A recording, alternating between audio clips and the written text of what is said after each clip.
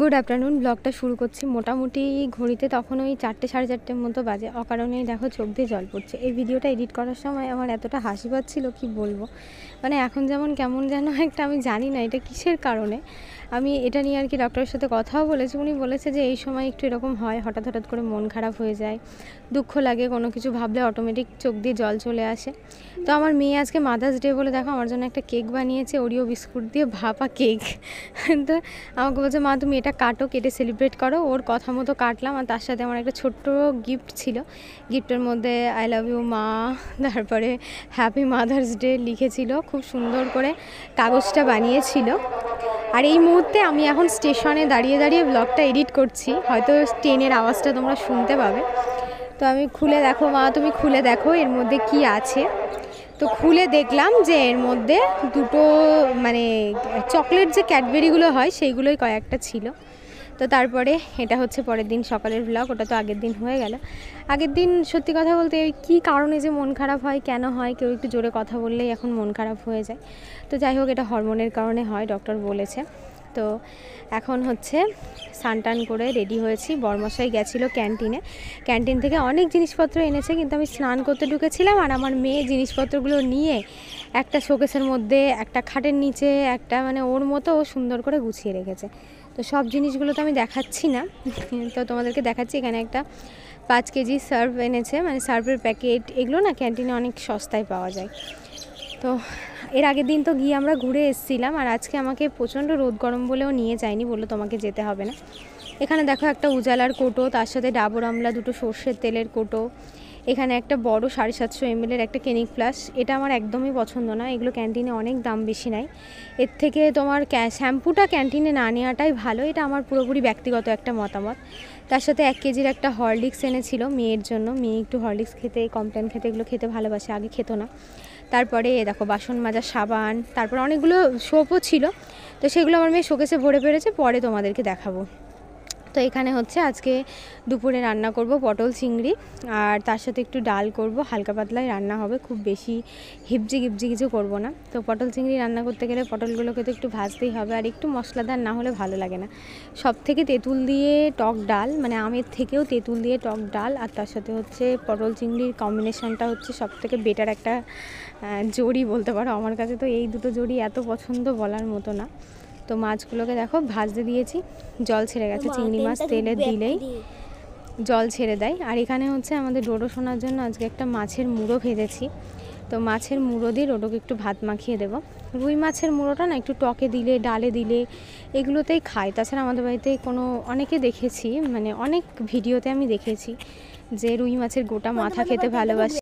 যেমন অনেকে মাছের ঝোলের মধ্যেও দিয়ে দেয়, অনেকে খেতে ভালোবাসে। আমাদের বাড়িতে তো ওটা কেউ খাবেই না, মানে আমি নিজেই পছন্দ করি না, তা অন্যের কথা আর কি বলবো। তো দেখো এখানে হচ্ছে আমাদের ডোডোবাবু হচ্ছে খুব দুষ্টু, মানে মাছের মাথাটা যদি ভাতের উপরে দিয়ে দাও মাছের মুড়োটা খেয়ে উঠে যাবে, ভাতগুলো একটাও খাবে না। আর এটা দিয়ে বেশ ভালো করে মাখিয়ে দিলে একটু গন্ধ গন্ধ ব্যাপারটা হয়ে যাবে। আগে তো মাছ খেতে ভীষণই ভালোবাসতো, এখন আর মাছটাও ভালোবাসে না। এখন ওই চিকেনটাই সব থেকে ওর ফেভারিট, আর হচ্ছে দুধ রুটি খাওয়ার মাস্টার হয়ে গেছে। তো ওকে যাই হোক ভাত কটা মাখিয়ে দিলাম। আমরা কিন্তু এখনও কেউ খাইনি, এখন ওর বাবা স্নান করছে, স্নান টান করলে তারপরে খেতে বসবো আর কি।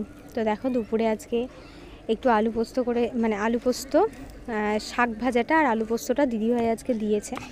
তো এই দুটো আমি রান্না করিনি। আর আমি রুই মাছ দিয়ে একটু আমের টক করেছিলাম, তার সাথে পটল চিংড়ি করেছিলাম, আর ডাল করেছিলাম। তো এই হচ্ছে আজকে দুপুরে আমার একদম সিম্পল লাঞ্চ মেনু, রুই মাছের টক আম দিয়ে। বেশ ভালো লাগে খেতে, খুব একটা খারাপ লাগে না, বেশ ভালো লাগে বলতে কি খুবই ভালো লাগে।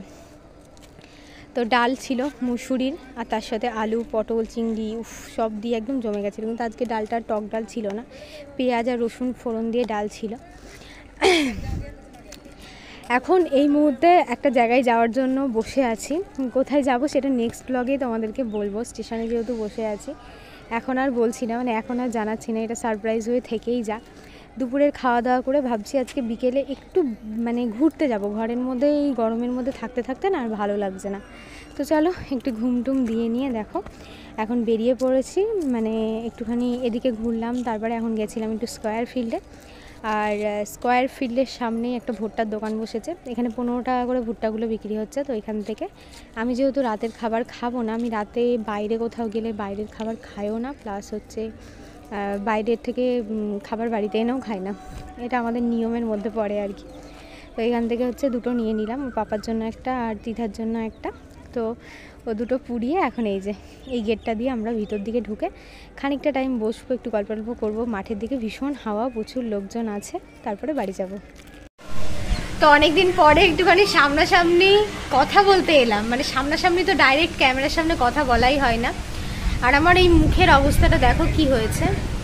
এটা হচ্ছে রান্না করতে গিয়ে তেল পড়েছে আমার মুখে, মানে মাছটা ভাজতে গেছিলাম, ওই ঢুডুর জন্য যখন মাছের মুড়োটা ভাজতে গেলাম তখনই তেল ছিটকে পড়ে একদম পুরো দেখো কি হয়ে গেছে, এখানটায় বিশ্রী লাগছে দেখতে।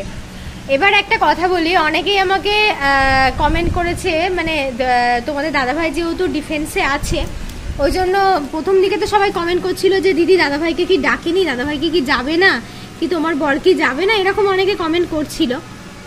তারপরে যখন আমি বললাম যে হ্যাঁ ডেকেছে, তো এখন অনেকে পার্সোনালি মেসেজ করছো, প্লাস 2-1 জন কমেন্টও করছো যে দাদা কবে যাবে, তুমি তো বলেছিলে দাদা চলে যাবে, দাদা তো এখনো যায়নি। হ্যাঁ, তো আমি বলি যে আমাদের গোটা ভারতবর্ষের মধ্যে মানে অনেক রকম জায়গা আছে, বর্ডার জায়গা, মানে বর্ডার বলতে বাংলাদেশের border, Nepal border, Pakistan border, জায়গার মধ্যে আবার ভাগও আছে, সিস্টেম রিক্স, তারপর হচ্ছে তোমার এমনি।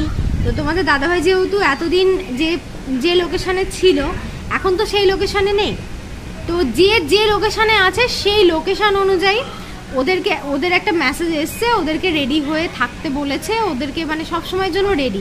দেখো তিধা ওর মানে স্কুল ছুটি হয়ে গেছে, আমরা এরকমভাবেই ছুটিটা নিয়েছিলাম যে ওর পাপারও মানে ছুটিতে আসবে, দিদারও স্কুল ছুটি হয়ে যাবে, একটু ঘুরবো, একটু বেড়াবো, মনটাও বেশ ভালো লাগবে। কারণ এরপরে তো আমার যা কন্ডিশন, আমি তো মনে হয় না আর কোথাও যেতে পারবো বলে, তো সেই জন্য আমারও একটু ইচ্ছা ছিল। তো এমন একটা পরিস্থিতিতে দাঁড়িয়ে গেছে যে আজকে যদি আমি কোথাও বেরোই, মানে এই মুহূর্তে যদি আর কি মেসেজ আসে যে না ওকে চলে যেতে হবে, তো ওকে বেরিয়ে যেতে হবে, তো সেই ভয়ে না কোথাও যেতে পারছি না, একটু আনন্দ করতে পারছি, বাড়িতেই থাকতে হচ্ছে। তবুও মানুষটার সাথে বাড়িতেই যদি এই কটা দিন কাটাতে পারি, মানে একটা 4 দেয়ালের মধ্যেও যদি কাটাতে পারি, তাও সেটাও আমাদের কাছে অনেকটা শান্তি।